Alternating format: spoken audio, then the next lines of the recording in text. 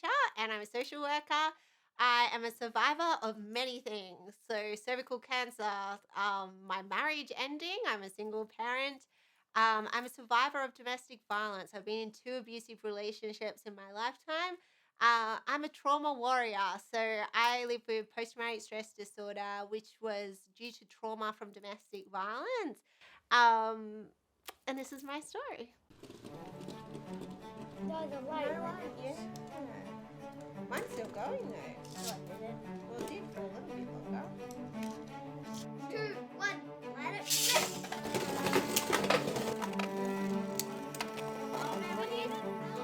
rip. My mum and dad separated when I was really little, so I was about 2 at the time, and it was a really difficult separation. My mum and I moved in with my grandparents. With my grandma, we are really close, so I call her Mama. We're very similar. We even went backpacking together in my 20s. My grandfather was my father figure my whole life, and he was amazing, which is great.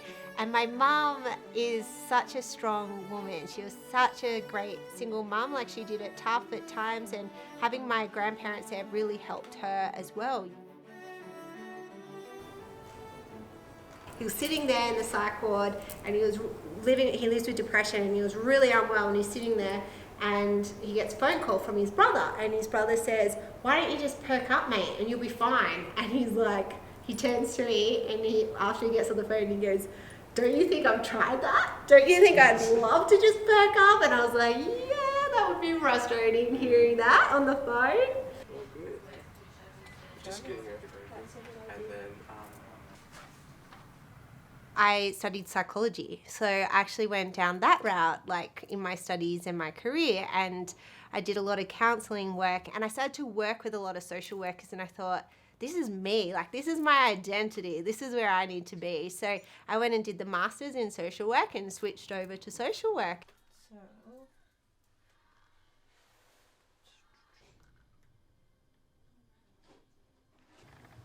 So I had a lot of friends and family that went through a lot of stuff, who lived with mental illness, who were in families that were experiencing family violence, who had been sexual assaulted. I also have lived experience of things like that. So I just thought, I just want to understand it more. I want to know how to really help people who are going through those things, and not just on a superficial level. I need to understand it. I need to understand how the brain works and how the systems work and all that sort of stuff. Wasn't it? No. Look at his hair. What's happened to his hair? It just likes it that way. I'm a survivor of domestic violence. So the first relationship, it was a whirlwind type, love, I guess you'd say. It all started off really fun and really, great, like a lot of relationships do. And we were together for a few years. I guess it started off with the subtle things where he would say things like, "Oh, what, you don't want to spend time with me?" And I'm like, "Yeah, of course I do."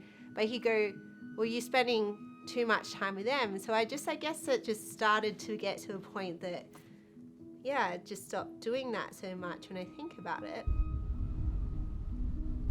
It got to the point that, still to this day, I have triggers around cars. So one thing that he used to do was, when we were driving in the car, if I said that I wanted to go home or something, like he would pull on the seatbelt and threaten to crash the car with us in it. If I said I wanted to leave the relationship, he would threaten to end, our lives or his life. So in particular, his life.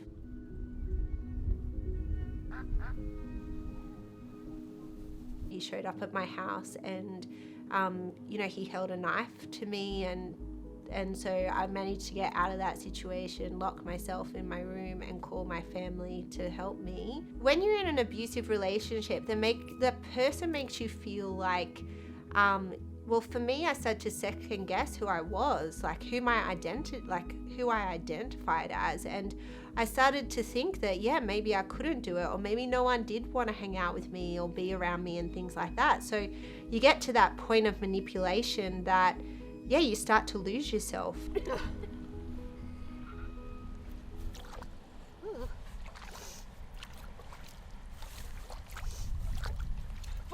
Hi.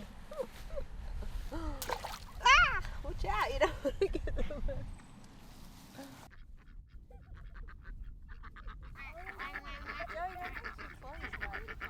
he had a few admissions, like where he would take medication to the point that he knew that he'd have to be admitted, but he knew it wouldn't end his life. And there was a nurse there one time that pulled me aside and said, Amy, you need to leave this relationship. This is very unhealthy. Like, and that was the first time that it really started to click to me, that I guess because she was an outside person, like someone I never knew. And I started to think, yeah, you know, and she said, have you spoken to your family about what's going on? Like, this is really not good. And so I started talking to them. And so I moved to Canberra, and that helped a lot. Oh my gosh. Ready? I applied for uni here, and I did it on a whim. I didn't even really think about it, but I think I did it more because I knew I needed to get away, and it was the best decision I made. Yeah.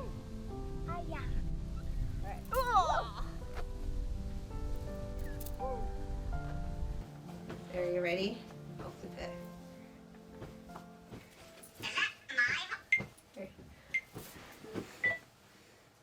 Is that my phone? I've always been very passionate about educating others about how to support their friends and family for free. So I thought, what is a way we can reach young people in order for them to be able to support their friends in a really healthy way that could potentially save lives? And not only young people, also adult audiences to do the same. And so I started to look into TikTok, and I really loved it. And I thought, well, this is a great way to do this. Like, you can do a 15-second video. It's short and sweet, and you can give some strategies for people to check on their friends and or to think about how they're feeling themselves, or also to be educated about how to access support, you know, themselves. So I started doing that. I also shared part of my story. I talked about bullying. I talked about how to support someone who's experiencing depression, all sorts of things like that. Amy here from Amy's Chat. So you guys have asked me to do an Amy's Chats because I haven't done one in a while. And the topic you guys have been requesting in the DMs is around abusive relationships. Not okay. And they all have detrimental effects to somebody's physical and mental health well-being.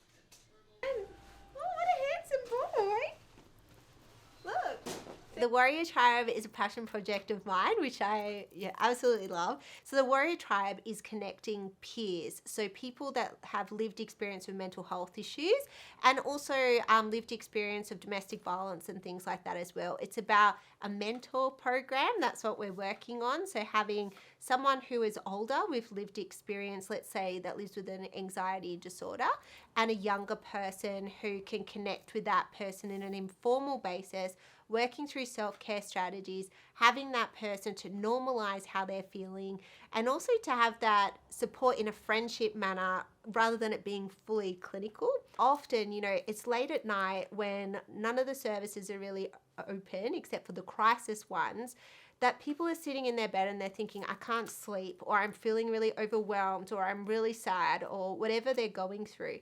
So with the Warrior Tribe, the idea is that you could see which mentors are online at that time, and you can connect with someone straight away and just normalize that experience of what you're going through. So some final words, I guess, that I'd like to say is remember that you're not alone. That whatever you are surviving in this world, know that it is okay to not be okay, and always keep it real about how you're feeling, because you matter. And the thing is that your experience is valid as well, and that matters too, and that it's nothing to be ashamed of. Whether you have experienced lots of things or whether you haven't experienced trauma before, either way, just the fact that you are watching this and you are interested and potentially wanting to know how to support other people, know that that is a great thing, because it does save lives. And the thing is that the first step is always learning how to open conversations and not being shy about it. So give it a go.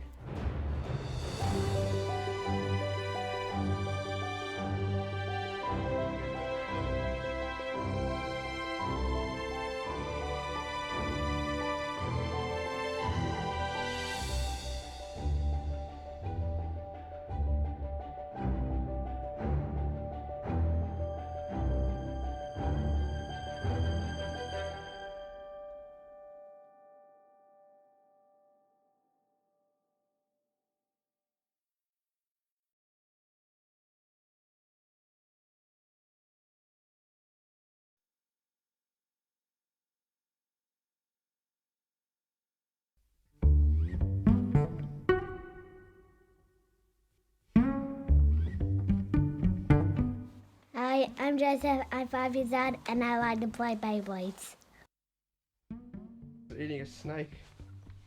Rattlesnake. Yep. I got so many ushies. You want to show us your bushes? I gotta really get them out. Okay, open it. Rare. Super rare. I got so many in it. What are some fun things that you do with your mum that you enjoy most?